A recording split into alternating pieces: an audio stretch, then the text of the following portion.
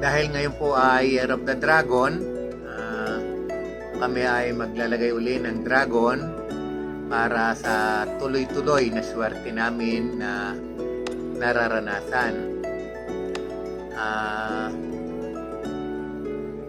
Kami, buhat nang nagsimulang maglagay ng ganitong mga uri ng Chinese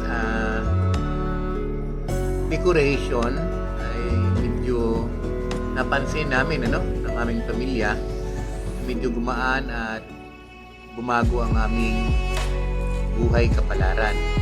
Medyo nakaraos, bagamat akala ito hindi aming sinasamba, kundi ito ay aming simbolo lang para magkaroon kami ng lakas ng loob na laging magsikap para tuloy-tuloy ang swerte.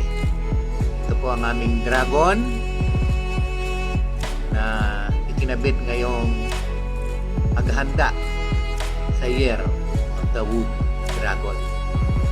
Salamat po at Kong Hai Pachoy sa inyong lahat.